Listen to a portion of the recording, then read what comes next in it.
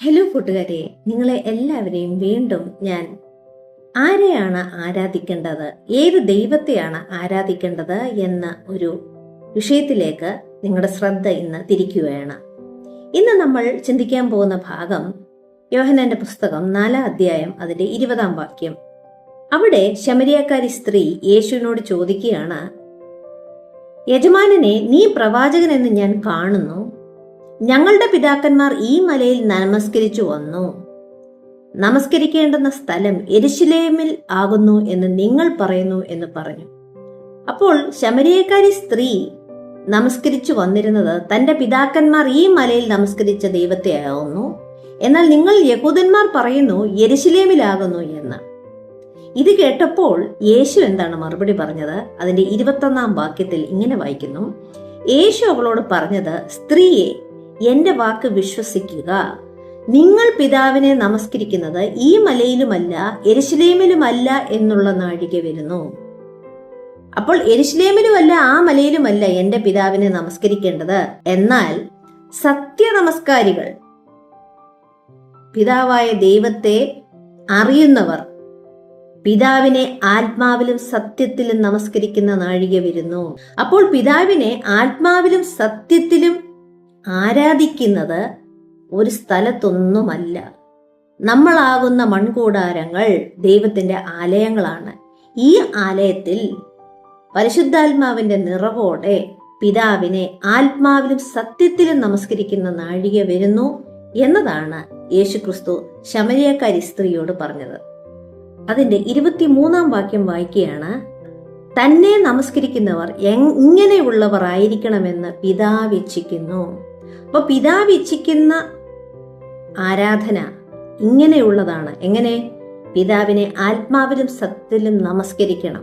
ദൈവം ആത്മാവാകുന്നു, അവനെ നമസ്കരിക്കുന്നവർ ആത്മാവിലും സത്യത്തിലും നമസ്കരിക്കണം എന്ന്.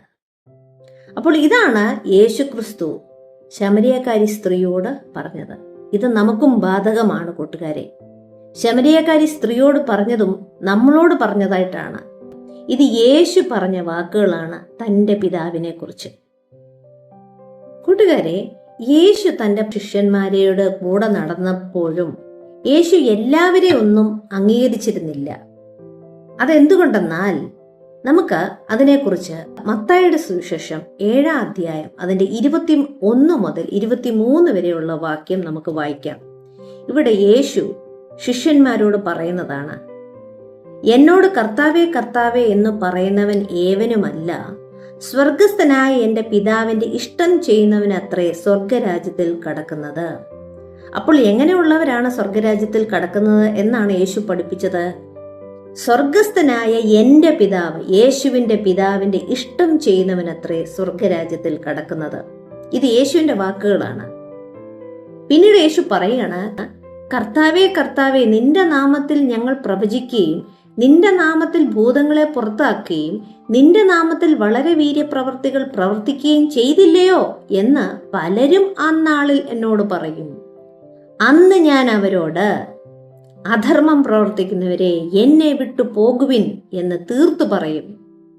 ആകയാൽ എന്റെ ഈ വചനങ്ങളെ കേട്ട് ചെയ്യുന്നവനൊക്കെയും പാറമേൽ വീട് പണിത ബുദ്ധിയുള്ള മനുഷ്യനോട് തുല്യനാകുന്നു. അപ്പോൾ ഇതിന്റെയൊക്കെ അർത്ഥം എന്താണെന്ന് പറഞ്ഞാൽ, സ്വർഗസ്ഥനായ യേശുവിന്റെ പിതാവായ യഹോവയുടെ ഇഷ്ടം ചെയ്യുന്നവൻ മാത്രമേ സ്വർഗരാജ്യത്തിൽ കടക്കുകയുള്ളൂ. എന്നാൽ സ്വർഗസ്ഥനായ പിതാവിന്റെ ഇഷ്ടം ചെയ്യാത്തവരെ എല്ലാം ആ 23-ാം വാക്യം പറയുകയാണ്, അന്ന് ഞാൻ അവരോട്, ഞാൻ ഒരു നാളും നിങ്ങളെ അറിഞ്ഞിട്ടില്ല, അധർമ്മം പ്രവർത്തിക്കുന്നവരെ എന്നെ വിട്ടു പോകുവിൻ എന്ന് തീർത്തു പറയും. അപ്പോൾ കൂട്ടുകാരെ, യേശു നമ്മളെ പഠിപ്പിച്ചു എന്താണ് ദൈവേഷ്ടമെന്ന് നമ്മൾ ആരായണം. അതിനെന്താണ് നമ്മൾ ചെയ്യേണ്ടത്? ഈ യേശുക്രിസ്തുവിനെ കുറിച്ചും പിതാവായ യഹോവയാൻ ദൈവത്തെക്കുറിച്ചും ഉള്ള സൂക്ഷ്മ പരിജ്ഞാനം നമുക്കുണ്ടായിരിക്കണം എന്ന് തന്നെയാണ് കൂട്ടുകാരെ. ഇതിന് നമുക്കെല്ലാവർക്കും കൊലോസ്യരുടെ പുസ്തകം 1-ാം അധ്യായം അതിന്റെ 10-ാം വാക്യത്തിൽ പറയുന്നത്, നിങ്ങൾ പൂർണ്ണ പ്രസാദത്തിനായി കർത്താവിന് യോഗ്യമാം വണ്ണം നടക്കണം. ആത്മീകമായ സകല ജ്ഞാനത്തിലും വിവേകത്തിലും അവന്റെ ഇഷ്ടത്തിന്റെ പരിജ്ഞാനം കൊണ്ട് നിറഞ്ഞു വരണമെന്നും സകല സൽപ്രവൃത്തിയിലും ഫലം കായ്ച്ച് ദൈവത്തെക്കുറിച്ചുള്ള പരിജ്ഞാനത്തിൽ വളരണമെന്നും ഞാൻ ആഗ്രഹിക്കുന്നു എന്നാണ് പൗലോസ് കൊലോസ്യർക്ക് എഴുതിയ ലേഖനത്തിൽ നമ്മളെ പഠിപ്പിക്കുന്നത്. അപ്പോൾ നമ്മൾ വചനം വായിച്ച് ഈ പിതാവിനെയും പുത്രനെയും കുറിച്ചുള്ള പരിജ്ഞാനം പ്രാപിച്ചെങ്കിൽ മാത്രമേ ആ ദൈവത്തിന് ഇഷ്ടമായി നിർമ്മലരായി നമുക്ക് നടക്കുവാൻ സാധിക്കത്തുള്ളൂ. അപ്പോൾ ആണ് നമ്മുടെ ആരാധനകൾ പൂർണ്ണമാകുന്നത്. അപ്പോൾ നമ്മൾ ഈ പരിജ്ഞാനത്തിൽ തികയുമ്പോൾ നമുക്ക് കിട്ടുന്ന പ്രതിഫലം എന്താണെന്നറിയോ? അതിന് 2 കൊരിന്ത്യർ 11:14 വായിക്കാം. അത് ആശ്ചര്യവുമല്ല, സാത്താൻ താനും വെളിച്ചദൂതന്റെ വേഷം ധരിക്കുന്നുവല്ലോ. ആകയാൽ അവന്റെ ശുശ്രൂഷക്കാർ നീതിയുടെ ശുശ്രൂഷക്കാരുടെ വേഷം ധരിച്ചാൽ അതിശയമല്ല. അപ്പോൾ ഈ സാത്താൻ ഒരു വെളിച്ചദൂതന്റെ വേഷം ധരിച്ച് സാത്താന്റെ ശുശ്രൂഷകരെയും നമ്മളെ വഴിതെറ്റിക്കുവാൻ ശ്രമിക്കും. യേശുവിനെ കുറിച്ചും തൻ്റെ പിതാവിനെ കുറിച്ചുമുള്ള സൂക്ഷ്മ പരിജ്ഞാനം നേടുമ്പോൾ നമ്മൾക്ക് ഈ സാത്താൻ വെളിച്ചദൂതന്റെ വേഷത്തിൽ വരുന്ന ശുശ്രൂഷകരെ നമുക്ക് തിരിച്ചറിയുവാൻ സാധിക്കും. അപ്പം അങ്ങനെയുള്ള ഉപദേശങ്ങളിൽ നിന്നും ആചാരങ്ങളിൽ നിന്നും നമുക്ക് വിട്ടു നിൽക്കണം എന്നാണ് ഇവിടെ നമ്മളെ ബോധ്യപ്പെടുത്തുന്നത്. ഇതാണ് നമ്മുടെ ദൈവ ഇഷ്ടം. അങ്ങനെ നമ്മൾ ദൈവ ഇഷ്ടം ചെയ്യുമ്പോൾ മാത്രമേ നമ്മുടെ ആരാധന സത്യനമസ്കാരികൾ ആത്മാവിലും സത്യത്തിലും നമസ്കരിക്കുന്ന നാഴിക വരുന്നു എന്ന് യേശു ശമര്യക്കാരി സ്ത്രീയോട് പറഞ്ഞു. അപ്പോൾ നമ്മൾ സത്യത്തിൽ നടന്നെങ്കിൽ മാത്രമേ നമ്മുടെ ആരാധന ആത്മാവിലും സത്യത്തിലും ആകുകയുള്ളൂ എന്നതാണ് ഈ ഭാഗങ്ങളെല്ലാം നമ്മളെ പഠിപ്പിക്കുന്നത്. അപ്പോൾ കൂട്ടുകാരെ, നമ്മൾ ഈ ലോകക്കാർ, ഈ ലോകത്തിലുള്ള ക്രിസ്ത്യാനികൾ ചെയ്യുന്നത് പോലെ അല്ല നമ്മൾ ജീവിക്കേണ്ടത്. അവർ ദൈവത്തെയും സേവിക്കും, ജാതികൾ സേവിക്കുന്ന ദൈവങ്ങളെയും സേവിക്കും. ഇങ്ങനെയുള്ള ക്രിസ്ത്യാനികളെ ദൈവം സ്വീകരിക്കുന്നില്ല എന്ന് അതുതന്നെയാണ് ശമര്യക്കാരി സ്ത്രീയോട് പറഞ്ഞത്.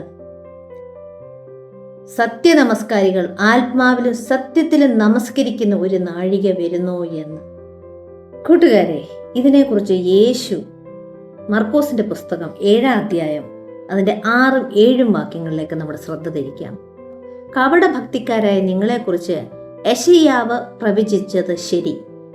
ഈ ജനം അധരം കൊണ്ട് എന്നെ ബഹുമാനിക്കുന്നു, എങ്കിലും അവരുടെ ഹൃദയം എങ്കിൽ നിന്ന് ദൂരത്തകന്നിരിക്കുന്നു. മാനുഷിക കൽപ്പനകളായ ഉപദേശങ്ങളെ അവർ ഉപദേശിക്കുന്നത് കൊണ്ട് എന്നെ വൃദ്ധമായി ഭജിക്കുന്നു. അപ്പോൾ ദൈവകൽപ്പന വിട്ടുകളഞ്ഞ് മനുഷ്യരുടെ സമ്പ്രദായങ്ങളെ നമ്മൾ പ്രമാണിക്കുന്നവരല്ലേ? ഇവരധരം കൊണ്ട് എന്നെ ബഹുമാനിക്കുന്നുവെങ്കിലും അവരുടെ ഹൃദയമെങ്കിൽ നിന്ന് ദൂരത്തകന്നിരിക്കുന്നു എന്ന്. മാനുഷിക കൽപ്പനകളായ ഉപദേശങ്ങളെ അവർ ഉപദേശിച്ചുകൊണ്ട് എന്നെ വൃദ്ധമായി ഭജിക്കുന്നു. അപ്പം മാനുഷിക കൽപ്പനകളെയാണ് നമ്മൾ ശ്രദ്ധ വെക്കുന്നത്. മനുഷ്യരുണ്ടായ കുറെ നിയമങ്ങൾ അല്ലേ, അതിലല്ല നമ്മളുടെ ശ്രദ്ധ. നമുക്ക് വേണ്ടത് വചനം എന്താണ് നമ്മളോട് പറയുന്നത്, യേശുവാകുന്ന വചനം എന്താണ് നമ്മളോട് സംസാരിക്കുന്നത്, അതിനനുസരിച്ച് മാത്രമേ നമ്മൾ പ്രവർത്തിക്കുകയും ജീവിക്കുകയും ചെയ്യാം. അപ്പോൾ നമ്മൾ മാനുഷിക പ്രമാണങ്ങളോടും ആചാരങ്ങളോടുമല്ല നമ്മൾ ശ്രദ്ധ വെക്കേണ്ടത്. നമ്മുടെ ജ്ഞാനം ആ പിതാവായ ദൈവത്തിലും പുത്രനായ യേശു ക്രിസ്തുവിലും വിവേകത്തിൽ വളർന്ന് ഭേദാഭേദങ്ങളെ തിരിച്ചറിഞ്ഞ് നമ്മൾ സത്യത്തിലും ആത്മാവിലും പിതാവിനെ നമസ്കരിക്കണം. അതിനുള്ള നാഴിക വരുന്നു എന്നാണ് യേശു നമ്മളോട് പറയുന്നത്. നമ്മളെല്ലാവരെയും ദൈവം അനുഗ്രഹിക്കട്ടെ.